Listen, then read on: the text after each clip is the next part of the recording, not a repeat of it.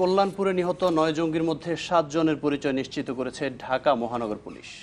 আর তারা হলেন north south university শিক্ষার্থী শেজাদ রৌফ অর্ক, নোয়াখালী বিশ্ববিদ্যালয়ের শিক্ষার্থী জোবায়ের, দিনাজপুরের আবদুল্লাহ, পটুয়াখালীর আবু হাকিম নাইম, সাতক্ষীরার মতিয়ার রহমান, ঢাকার আকিফুজ্জামান এবং তাজুল হক। আঙ্গুলের ছাপ এবং জাতীয় পরিচয়পত্র দেখে তাদের পরিচয় নিশ্চিত করেছে পুলিশ। আর তবে জোবায়েরের বাবা ছবি দেখে 80% নিশ্চিত হওয়ার কথা জানালেও শেজাদের স্বজনরা এখনো নিশ্চিত করেননি। রাশেদ নিজামের রিপোর্টে থাকছে বিস্তারিত। গুলশানে হলি আর্টিসান হামলার পর নিখোঁজ এমন 17 জনের ছবিসহ পরিচয় প্রকাশ করে আইনশৃঙ্খলা বাহিনী, যার মধ্যে ছিলেন নর্থ সাউথ ইউনিভার্সিটির শিক্ষার্থী শেজাদ রৌফ অর্ক।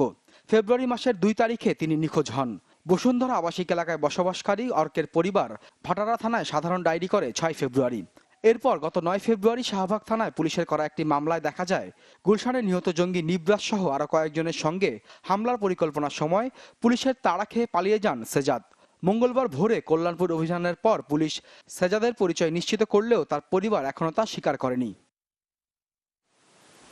মঙ্গলবারের অভিযানে নিহত আরেকজন জোবায়ের হোসেন, বাড়ি নোয়াখালী সদর উপজেলার পশ্চিম মাইজদি গ্রামে।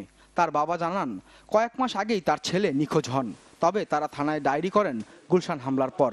নোয়াখালী বিশ্ববিদ্যালয়ের অনার্স 2য় বর্ষের শিক্ষার্থী জোবায়েরের ছবি পত্রিকা ও ফেসবুকে দেখে তারা নিশ্চিত হয়েছেন। এখন ওই যে পত্রিকার ফটোগুলো দেখি, ফেসবুকের ছবি দেখে মোটামুটি আমরা 80% নিশ্চিত হয়েছি যে আমাদের ছেলে মারা গেছে। পুলিশ জানিয়েছে গত রোজার আগে 2 প্রতিবেশী বাহাদুর ও তুহিনের সাথে নিখোঁজ হন জোবায়ের।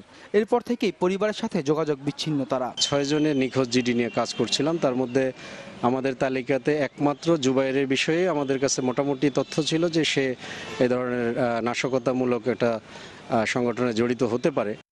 কল্যাণপুরে নিহত আরেকজনের নাম বলা হচ্ছে সাব্বিরুল হক কনক, বাড়ি চট্টগ্রামের আনোয়ারায়।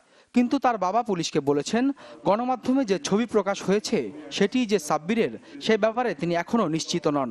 লাশ দেখার পরে তিনি বুঝতে পারবেন। তবে সাব্বিরের বাবা বলেছেন নিহত যুবক যদি তার সন্তান হন তাহলে তিনি লাশ তো নেবেনই না, বরং সংবাদ সম্মেলন করে জাতির কাছে ক্ষমা চাইবেন। সব মিলায় এই ছবিগুলোরে আপনার যে বিভিন্ন যে অ্যাঙ্গেল করা যায় সেই অ্যাঙ্গেলে আমরা দেখালাম, বললো যে আমাদের একটু সন্দেহ হয়।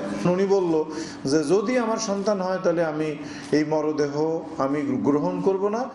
এদিকে নোয়াখালী ও চট্টগ্রামের 2 পরিবার একটি লাশকেই নিজেদের সন্তান বলে দাবি করায় কিছুটা বিতর্ক দেখা দিয়েছে। ডিএমপির পক্ষ থেকে বলা হচ্ছে নিহত জঙ্গিদের আঙুলের ছাপ ও জাতীয় পরিচয়পত্র মিলিয়ে দেখা হচ্ছে।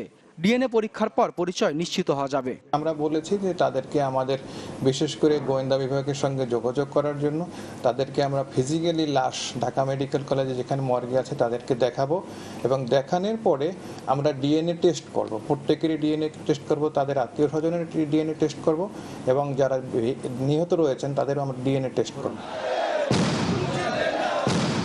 গোয়েন্দা সূত্র বলছে কল্যাণপুরের ঘটনায় আহত অবস্থায় গ্রেপ্তার হাসান ঢাকার হোসেনি দালানে হামলা এবং পুলিশ চেকপোস্টে এএসআই ইব্রাহিম হত্যায় জড়িতদের সহযোগী ছিলেন। রাশেদ নিজাম, চ্যানেল 24, ঢাকা।